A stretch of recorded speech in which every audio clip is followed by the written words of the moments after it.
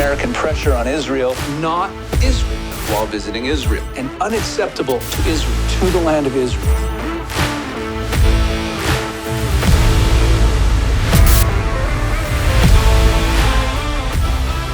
Welcome to Eyes on Israel. I'm Rabbi Pesach Wulicki. As you can see, I'm not in my usual studio. I'm coming to you from Nashville, Tennessee, from the Israel Summit. If you've been watching this show over the last few weeks, I talked about this wonderful event that is being sponsored by the Israel Guys and the Keep God's Land Coalition, where we have gathered together many speakers from Israel and pro-Israel speakers from around America, including major leaders like NRB President Troy Miller and former Congresswoman Michelle Bachmann and many, many others who are here. Just an interesting note about the Israel Summit. Originally, it was supposed to be at one hotel, and pro-Hamas, anti-Israel agitators threatened the hotel, causing the hotel to cancel the event. As a result of a media uproar over this, the event moved to a new location where Dave Ramsey, yes, that Dave Ramsey gave his convention center free of charge to the Nashville Israel Summit. And as a result of the media attention, the summit is now twice as large in terms of attendance as it originally was. So kudos to the anti-Israel pro-Hamas protesters for greatly amplifying and increasing the effectiveness of this pro-Israel Nashville summit. Thank you so much for your bomb threats and your other threats to the hotel. Well, the check is in the mail. The reason that we're recording from a hotel room here in Nashville is because of some breaking news. As you'll see in the following segments, the rest of this episode was recorded before I flew to the United States, but we couldn't avoid this major news story that broke a couple days ago when Ibrahim Raisi, the president of Iran, was killed in a helicopter crash. Now, to those of us in the Western world, we look at a dead president of an evil regime and we wonder what the implications are for geopolitics, what the implications are for Israel. Does this really matter in any way? And who exactly was Ibrahim Raisi? So to make sense of it all, we bring back our good friend, geopolitical analyst, Middle East expert, and military expert, Reserve Major Elliot Chodov. Elliot, welcome back to Eyes on Israel. How are you? I'm good. Thanks, Pesach. Good to be back.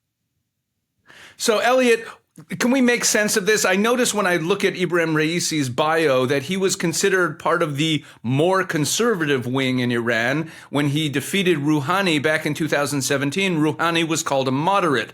But from where I sit, living in Israel, I don't know if there are any moderates in Iran. I don't really understand how to read that. And are there any actual implications geopolitically or for Israel's security in the death of Ibrahim Raisi? So first of all, you're right, Pesach. There are no real moderates in the political echelon. I mean, there are moderates in the population and there are anti-regime people in the population. But if we're talking about the political structure, it's a closed shop. Anybody who runs for president has to be approved by the supreme leader, Ayatollah Khamenei. In other words, it's whoever they let run can run, and then it's a question of which of those five get in, so that we can rate them on a scale of 1 to 5, but it's really pretty much identical. So let's say he was within that frame, he was the hardliner. But not. So this not means that there liberal. weren't really major foreign policy implications. There's no real implications for Israel's security in this. None. And here, let's say there might be some domestic implications because, once again, keeping in mind the real power there is the supreme leader Khamenei, who inherited his post from Khomeini directly. In other words, his predecessor was Ayatollah Khomeini, and the president has some impact. It's not an entirely puppet figurehead. So let's say on domestic politics, on internal economics, there is some difference between one candidate and another. From an international perspective, from an Israeli perspective, virtually no difference whatsoever. Now, Raisi himself was not only a hardliner, he's an old school hardliner. His career dated back to way back in the regime. He was once known as the hangman of Tehran or the butcher of Tehran. He was responsible for the deaths, the mass executions of protesters back in the day. So he wasn't a nice person under the best of circumstances. So if you ask me, is there any effect in people like him dying? Yeah, the atmosphere is a little bit better in the world today with him not being part of it. But beyond that, the regime is the regime. The only sort of twist in this, or quirk in it, is that he was being touted as a perhaps possible replacement for Khamenei who was 85 years old, when the time comes for him to go and be replaced. And that might put a little bit of a spin into succession operations and things like that. It also gives an idea of where he stood politically. He was in the Khamenei line of thought. But don't worry, they'll find somebody else. We have to keep in mind. So when we say that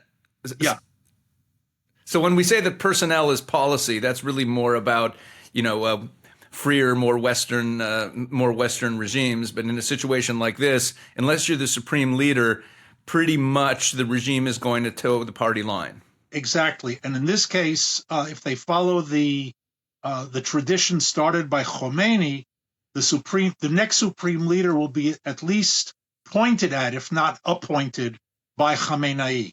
Khomeini appointed Khamenei as his successor. So there isn't a lot of outside influence here. It's direct line descent, dynasty, not genetic dynasty, political dynasty. So this regime isn't shifting very much one way or the other. All right, Elliot, so we have about 4.5 minutes left, and there's another headline that's hit the airwaves while I've been in the U.S. over the last couple of days. Just a couple of days ago, the International Criminal Court, or which, again, we've talked about it on the show. We had Eugene Kontorovich on a couple of weeks ago talking about how it doesn't really have any teeth. It's really more of just a politicized NGO than a court. But nevertheless, it has some serious implications. That they've called now for arrest warrants for Prime Minister Benjamin Netanyahu and Defense Minister Yoav Gallant. While I have you here, I can't avoid that headline. Can you make sense of that for us and tell us, on the one hand, like I said, it's kind of a court without any teeth. On the other hand, I think that we should be worried about this. Can you make some sense of it and tell us how we should be seeing this? Yes, and keeping in mind as well that the United States has also been very suspicious. The U.S. is not a signatory to the Rome Statute. It's not a participating country in the court, and has had its run-ins for exactly the same reason. The court wanting to prosecute Americans for war crimes in Afghanistan.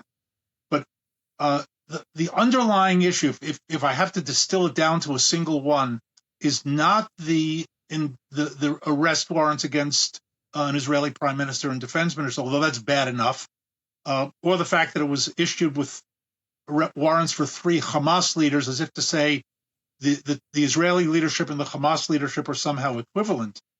But one of the rules of the court is that it is a supplementary court. In other words, its jurisdiction kicks in only in cases where states don't have their own independent, fair judiciaries that can investigate and prosecute crimes. Now, what that means is that the court is essentially saying that Israel does not have an independent judiciary. This is the first time on this level that the court has gone after a Western liberal democracy, and that independent judiciary clause has been the safeguard against prosecution of Israeli officers, Israeli soldiers, anybody in the defense establishment over the years, because that was always considered to be an intrusion on the sovereignty of the state and could only kick in when the sovereign state was incapable of, let's say, doing its own cleanup. So does it have any real implications? Meaning, is this something we should really be worried about, or is it just a messaging problem? No, we should be worried about it, because if this goes through, the next court down the road can say, based on the precedent of the ICC, Israel does not have an independent judiciary. We're arresting Captain so-and-so who was in Gaza in November 2007, and we're going to investigate him for war crimes. Why? Because he was in Gaza and the IDF, and there's a genocide case in front of the ICJ and crimes against humanity cases in front of the ICC. And because of universal jurisdiction laws, we in the Netherlands are going to arrest this fine gentleman and hold him until we come to some case against him. And if it takes 15 or 20 years, that's his problem, not ours. He shouldn't have been part of this in the first place. Wow. So, and I guess, of course, it also means that if these Israeli leaders who have warrants out for their arrest for these alleged crimes, if they travel to any country that is a signatory to this, that's where those arrest warrants suddenly come into play, and they could be incarcerated in those nations. Correctly, which is all of Europe, Canada, and Mexico among the countries that are most likely to be visited by Israeli leaders. And by the way, the warrants stand even after they are no longer in office. Wow. Okay, Elliot, this was great.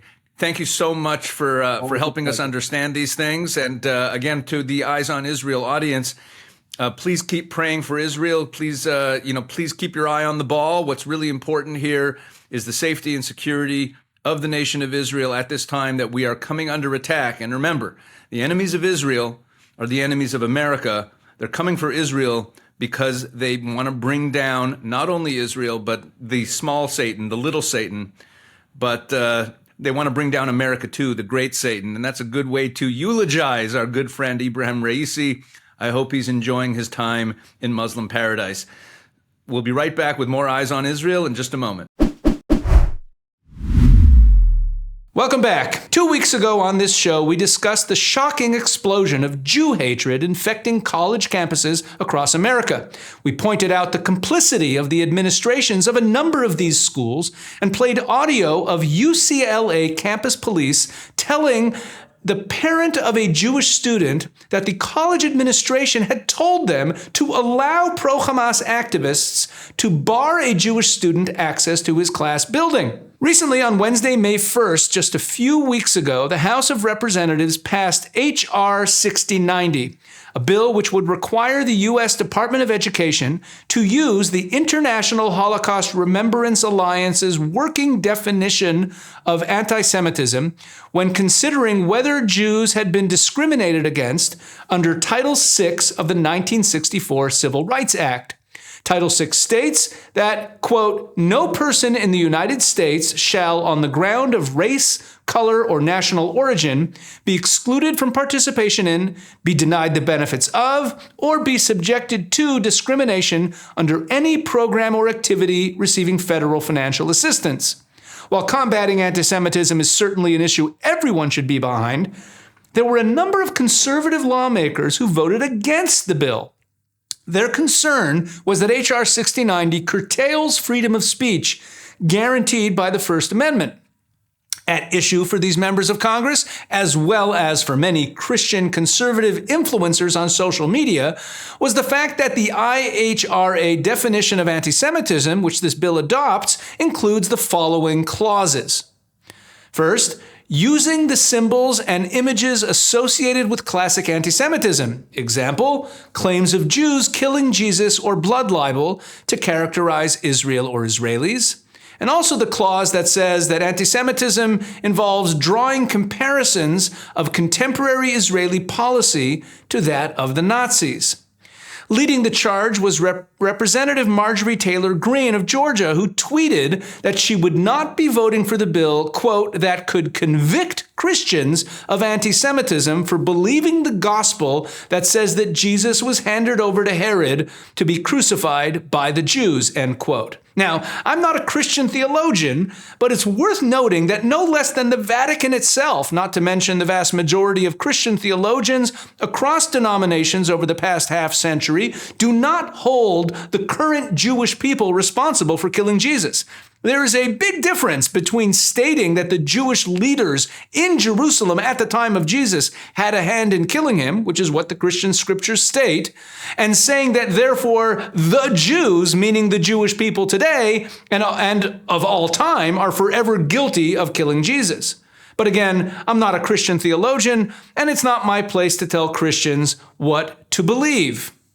Full disclosure, my own initial reaction to the bill was negative. I just don't believe that the U.S. government should be passing laws about what is or is not acceptable expression. I also think that bills like this set a precedent that could lead to similar bills being passed in the future that would curtail someone like myself from sharing my own positions, for example, on an issue like the Israel-Arab conflict. After all, the IHRA definition of anti-Semitism also includes this line: denying the Jewish people their right to self-determination, example, by claiming that the existence of a state of Israel is a racist endeavor. Would this mean that my lead segment a few weeks ago on this show, exposing the hoax of the so-called Palestinian national identity, could be rendered illegal expression should some future bill like this one be presented on behalf of the Palestinian cause? I also felt that in the current political and cultural environment, a bill like this triggers many in the politically conservative community in a negative way, at a time when the government and its law enforcement proxies have been placing greater and greater limitations on the rights of so many Americans, from Christians who are being arrested and harassed by the FBI for praying outside abortion clinics, to parents who are silenced and hauled off by the police for voicing their opinions at school board meetings. A bill that appears to place limitations on Christian expression is, in my mind, unwise and badly timed. This was my view until I read an opinion piece by a journalist for whom I have great respect, someone we have had on the show before. We now are joined by Jonathan Tobin to set the record straight about what this bill is and what it is not. Jonathan Tobin is editor-in-chief of Jewish News Syndicate, or JNS.org. Jonathan Tobin, welcome back to Eyes on Israel. Thanks for having me. So there are probably some mistakes I made in my opening there in terms of what the bill is and what it isn't, but I certainly reflected the way a lot of those on the right interpreted it. Could you set the record straight? What does this bill cover? What is it actually, does it actually make speech illegal? And why is it, in your mind, a good thing? Well, on one foot, no, it does not restrict free speech. It's a very specific piece of legislation about a very specific act. It concerns Title VI of the 1964 Civil Rights Act, which prohibits, among many, the Civil Rights Act in 1964 prohibited racial discrimination, acts of racial discrimination. What Title VI did was said that you could not practice racial discrimination in education. That's what Title VI refers to. For decades, it has been used to police, basically, the use of federal funds by the Department of Education to prevent official racial, segregation, all the ills of the Jim Crow era that was part of the American past, and about which there is now a broad consensus from left to right saying we're against racial discrimination. We're against everything related to that part of American history. Title VI is how that is enforced in higher education because higher education gets tons of money. In fact, every school in this country, every college and university basically lives off of federal money, even those with huge endowments like Harvard, Princeton, Columbia. So what happened? Over the course of the last 20 years, there has been a change, and a change embraced by both Democrats and Republicans, saying that as much as, we don't discriminate against, blacks, Hispanics, Asians under Title VI, we also shouldn't discriminate against Jews, who are not merely a religion, but an ethnic group as well. We know the Jewish people are more than just a faith. We are a people. And it is possible to discriminate against us in higher education by officially condoning or allowing anti-Semitism, just as it would be illegal to condone racial prejudice officially by schools, and that when we speak of creating a hostile environment, no university could allow demonstrations which harassed Black or Hispanic or Asian students, teaching which preached, hatred for those minorities, that this should extend to Jews as well. This was first embraced by the George W. Bush administration, and then, interestingly, also seconded by the Obama administration, although they were less interested in enforcing it. Then, in 2019, President Donald Trump made a historic decision. He used an executive order to declare that Title VI would be used. Building on what Bush and Obama had done, their departments, that Title VI would be used to prevent anti-Semitism and acts of anti-Semitism, not merely somebody saying something, but acts of anti-Semitism condoned by universities, preventing them from having courses or policies that discriminate against Jews or make it difficult for Jews to live or study in these universities. And Trump also said that when you're deciding what is or is not anti-Semitism, you should use the IHRA standard, the working definition of anti-Semitism, which is the gold standard for how you determine what anti-Semitism is. And yes, it gives various examples, such as denying the rights of the Jews to self-determination, and also mentions, using the old, medieval, stereotypes about Jews being Christ killers. Did not prevent, Christians from believing whatever they want to believe about whatever happened to Jesus, but don't use that as anti-Semitism. This is about actions, not merely the right to believe something. What this law, the Anti-Semitism Awareness Act, is doing is nothing more than codifying exactly what Donald Trump laid down in his December 2019 executive order. It doesn't restrict free speech any more than the entire Civil Rights Act restricts free speech. It prohibits acts of discrimination. Now, as you noted in your opening, what we've witnessed in the last 6 months since October 7th are, not merely the creation of hostile atmospheres, open anti-Semitism that has been condoned and allowed by universities across America. Everybody understands, Republicans and most Democrats too, other than the anti-Semitic members of the squad, that something has to be done about this. The only way to do something about it, a lot of conservatives agree, yes, we've got to defund the universities. Guess what? The only tool that the law gives us to defund these universities is Title VI. That's why using this via Title VI and codifying IHRA is the only way to defund these schools that have condoned anti-Semitism. That really does clear a lot of things up. So what you're basically saying is it doesn't criminalize speech. It withholds funding if they are acting in an anti-Semitic manner according to this definition. Yes. Please just share with our audience how they could follow your work, how they could follow the work of JNS. They can go to jns.org on the web, subscribe to our twice daily newsletter, go to YouTube and subscribe to JNS TV to watch all of our podcasts and various videos. We'll be right back with more Eyes on Israel in just a moment. The Bible is the #1 best-selling book in the world.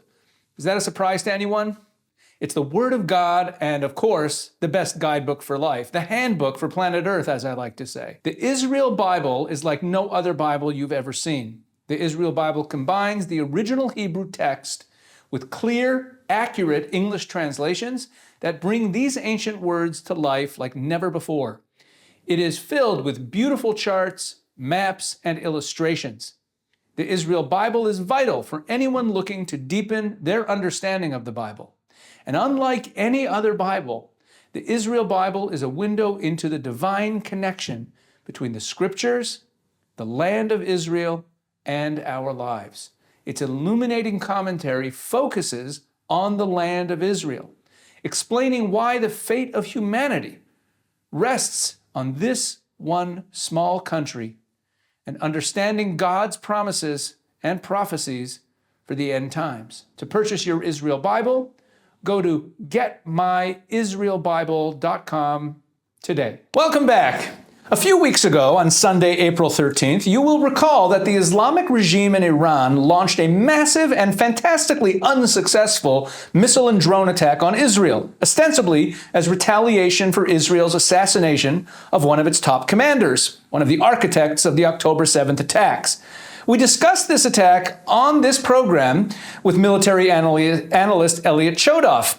During that discussion, Elliot mentioned that the Iranian regime was in all probability motivated in part by the unrest at home. Domestic rebel militias had recently launched a deadly attack on the regime, and they could not afford to look weak.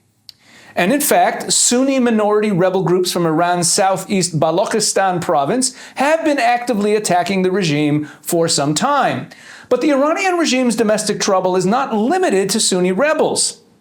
On the day of Iran's attack on Israel, a prominent member of Iran's national women's volleyball team, Mobina Rostami, posted the following on social media. As an Iranian, I am truly ashamed of the authorities' attack on Israel. But you need to know that the people in Iran love Israel and hate the Islamic Republic. Almost immediately, Rostami went missing, and her social media accounts were deleted. She has not been heard from since. The next day, Ali Karimi, a former superstar on the Iranian soccer team, put up a post on X supportive of Israel with the words, "We are Iran, not the Islamic Republic." The courage of Rostami and Karimi is worthy of our praise and admiration. It's also a sign that the Iranian regime is weaker than most outsiders realize. When prominent figures who know full well that they're endangering their lives are willing to speak out, there is more to the situation than meets the eye. Joining us now to help us understand what all this means is Dr. Mordechai Kedar, an Israeli scholar of Arab culture and a lecturer at Bar Ilan University and vice president of Newsrael, an Israeli news website and media company. Dr. Kedar, welcome to Eyes on Israel. Pleasure to be here, Rabbi Pinchas.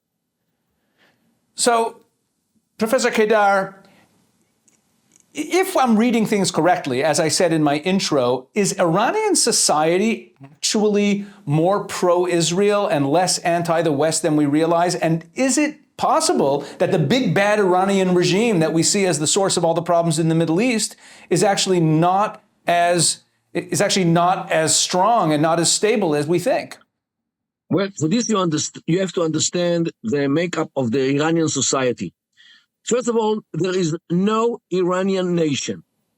There are Iranian citizens, but not a nation. Why? Iran is a conglomerate of ethnic groups, many ethnic groups. The main 6 ethnic groups are the Persians, who are not even the biggest, because the biggest part of the biggest minority in Iran are the Azerbaijanis, who speak Turkish, and they live in the northern part of Iran. The Persians live in the center.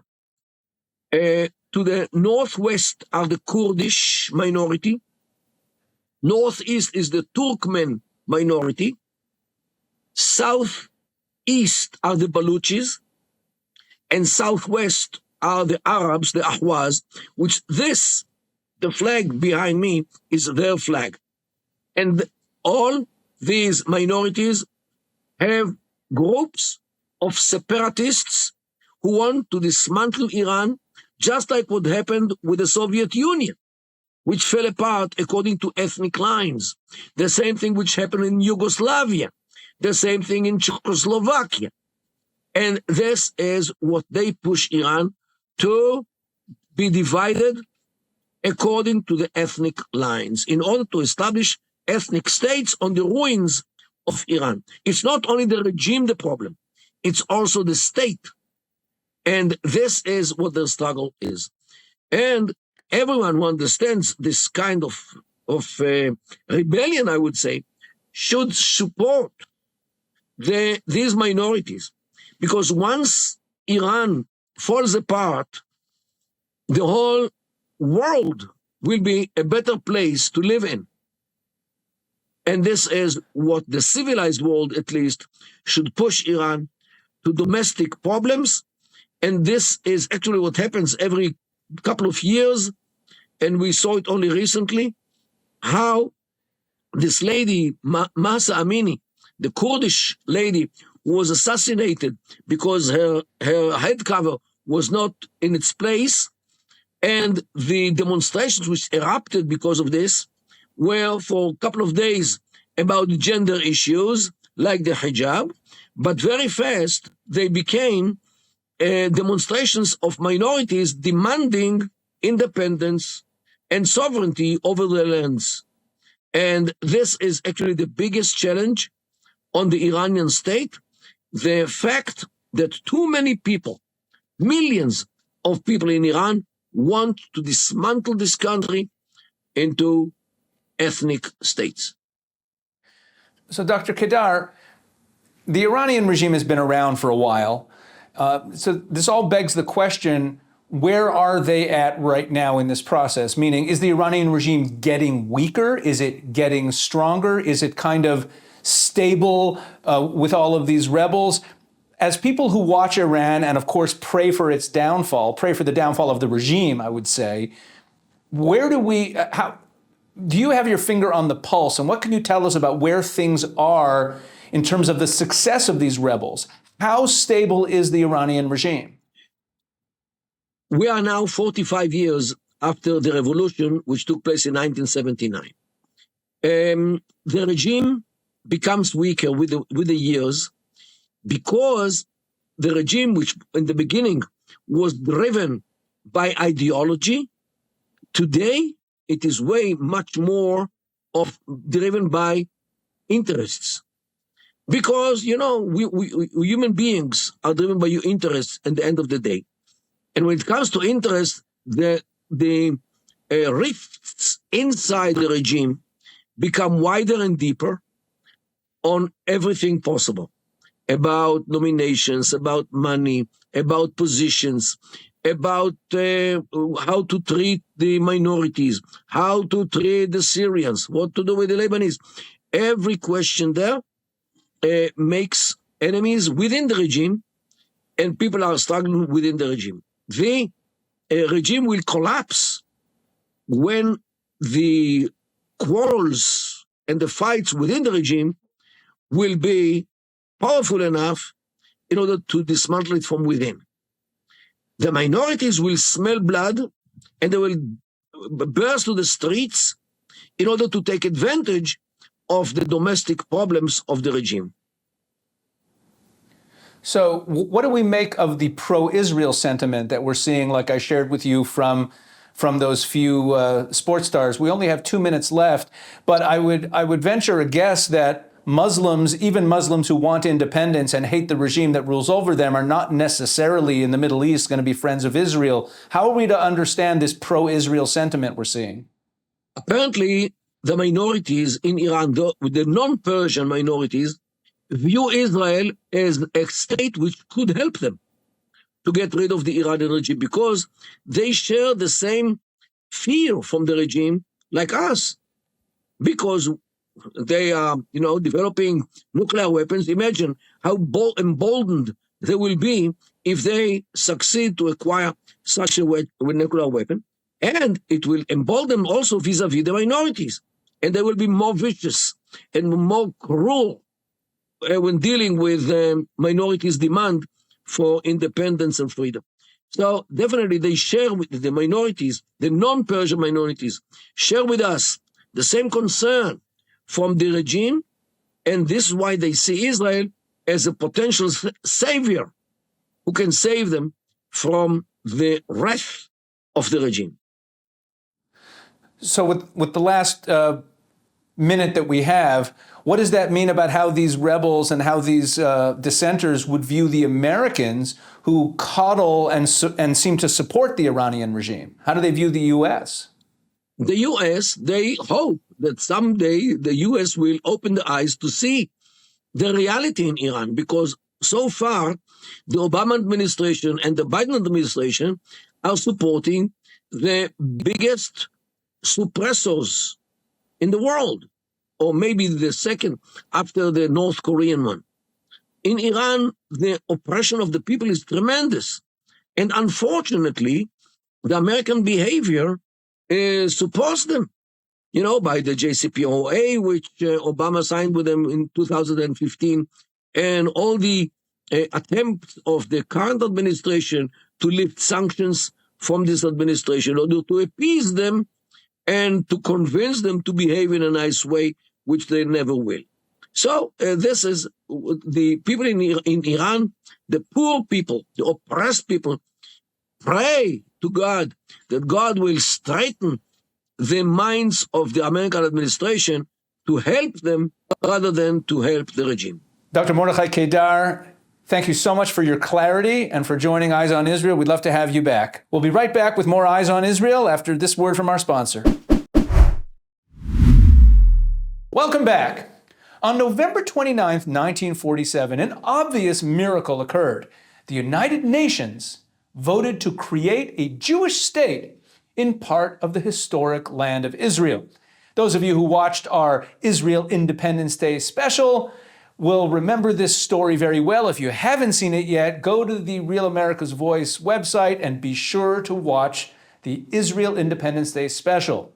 But what makes the decision to create a Jewish state a miracle, you might ask? It's not like the splitting of the Red Sea or the 10 plagues in Egypt. When I say that the UN vote to create a Jewish state was a miracle, I'm not referring to the fact that at long last, after 2,000 years of exile, the Jewish people would now have an independent state in our ancient homeland. This is certainly a fulfillment of prophecy and a culmination of the unprecedented odyssey of centuries of survival and exile scattered throughout the world. The existence of the State of Israel is certainly a miracle, but that's not what I'm referring to when I use the term for the United Nations vote. The reason I refer to the United Nations vote of November 29, 1947, a miracle, is that the treatment of Israel by the UN ever since that day makes the decision to create a Jewish state appear impossible.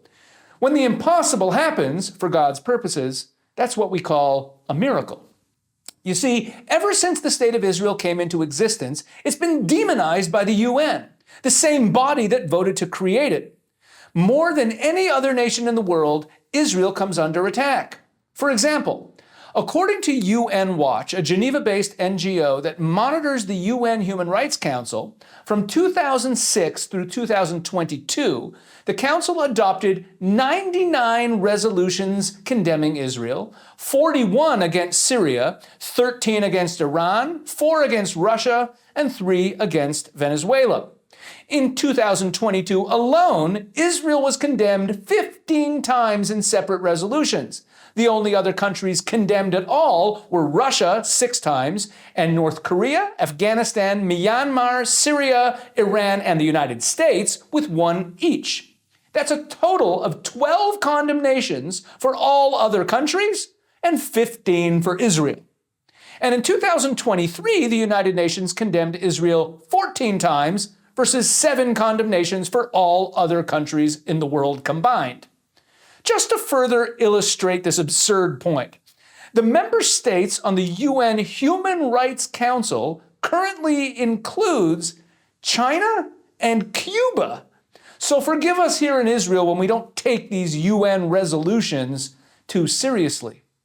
The truth is that it's difficult to find anything positive or productive that has ever come from the United Nations since the vote to create a Jewish state in 1947. And the crimes of the United Nations are not limited to its treatment of Israel. Joining me now is Ben Poser, executive editor of White Rose magazine, executive director of the American Anti-Slavery Group, and research director for the Jewish Leadership Project. Ben, welcome to Eyes on Israel. It's very kind for you having me on. Thank you. So Ben, I've been following your writing, and recently you wrote a piece on Tablet, published on Tablet magazine online, called The Genocide Enablers. And I don't think you were talking about the claims that Israel is committing genocide. Walk us through your piece and what you had to say about the United Nations. Well, your perception that I wasn't talking about Israel's genocidal past is quite astonishing. So I guess the best way to start is at the beginning. Well, the UN has accused Israel of genocide.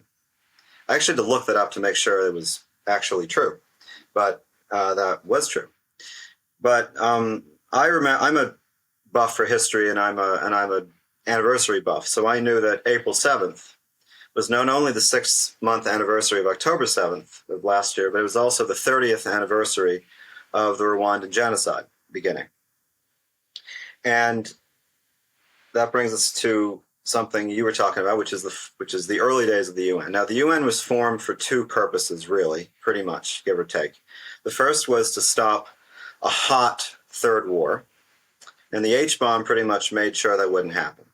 But the other purpose, and this interestingly was encoded in 1948, was to stop any future genocide happening after the Holocaust. Well, unfortunately, Wikipedia is the only source which has the complete list, it appears, but I counted 18 genocides after 1945. And these are real genocides, not like the accusation against Israel. Yes, recognized genocides. I should have used that word. Now, if you have any eggs in your fridge, you'll find that they're the same shape as the number of genocides the UN has stopped in that time. And this is rather important because of this Rwanda thing. Now, I happen to know a little about Rwanda, and the UN pretty much did, let's put it this way, far worse than nothing in Rwanda. And what they did, as briefly as I can tell it in the time allotted, was that they had a peacekeeping effort on the ground in the beginning of 1994 to stop this Rwandan civil war. There was the Hutu-dominated government in Kigali, and then there was the Rwandan Patriotic Front, headed by the man who's now the president of Rwanda, Paul Kagame, these are the Tutsi rebels up in the north. Hutsis would be nice because there would be peace, but we'll talk about peace and ceasefire in a minute. But they were behind a ceasefire line, and there was a war going on, and it had stopped for a minute, and there was a peacekeeping negotiation. But General Romeo Dallaire, who was the Canadian general in charge of the peacekeeping effort, he'd found out that there was an informant who wanted to talk to the UN, and he said, this guy, that he was a trainer for the Interahamwe militia, these thugs who carried out the genocide when it happened. And this guy didn't want to work in that environment anymore, and he said, I'm training kids to kill Tutsis at the rate of 1,000 people every 20 minutes, so that's 3,000 people an hour. And we have weapons with which they're going to do this. And so on January 11th, 1994, Dallaire sent a cable to UN headquarters, the peacekeeping office, and said, hi, we have an informant who says there's going to be a genocide against all Tutsis and the Hutus who don't want to go along with us. Can I please go and get these weapons? And you know who his boss was? That was Kofi Annan, the same guy who said that Israel had committed a massacre when it was fighting terrorists in the Jenin refugee camp 22 years ago. And he said, not only you can't get those weapons, he said, share the intelligence which your poor informant has given you with the murderers planning the genocide, and also do not use force under any circumstances, and as it turned out, including self-defense. Because the Hutus murdered Belgian troops, and Dallaire was not only allowed, he wasn't able to save them. And so this was January 11th, and the genocide began on April 7th. And the UN also, I can't prove this was why, but Boutros Ghali, who used to be the Secretary General of the UN at the time, before he became Secretary General, it was 2 years before he became Secretary General, back when he was Foreign Minister of Egypt, he had sold Rwanda $26 million worth of weapons. And some of that was part of the cash, I'm pretty sure, which Dallaire was prevented from seizing. So I can't read motives there, but, Dallaire's information was ignored, and then this would happen. But of course, so Ben, yeah, excuse me. Ben, let me ask you a question. The picture you're painting, and of course we only have a few minutes. These are short segments on the show, and I want to encourage everyone to go read your piece so they get a fuller story. but you're giving one vignette of many. And Just I one. encourage people, just one vignette of many, where you're saying that the UN not only does not prevent genocides from happening, but in many cases is complicit or even active in encouraging them? Exactly. I mean, go to the Resolution 3379, the infamous resolution from 1975, which says that Zionism is a form of racism.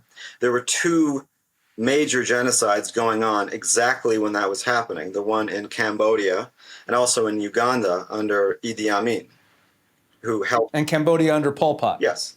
Idi Amin, who helped the Palestinian terrorists take the Israeli hostages in 1976. So the UN has a record we all know. And of course, there's Darfur. There's the issue of slavery in Sudan during the jihad there in the 1990s. They've never done anything to stop genocide. And yet, this is the best part. And there's so many similarities between what's going on now and Rwanda. I won't go into all of it.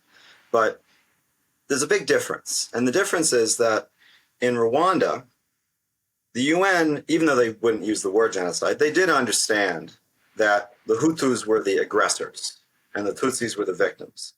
Today, they accuse Israel, the victims of an act of genocide, an obvious act of genocide, of being the ones who are perpetrating an imaginary genocide against the people who committed the real act of genocide, and saying that the people who were the perpetrators are the real victims.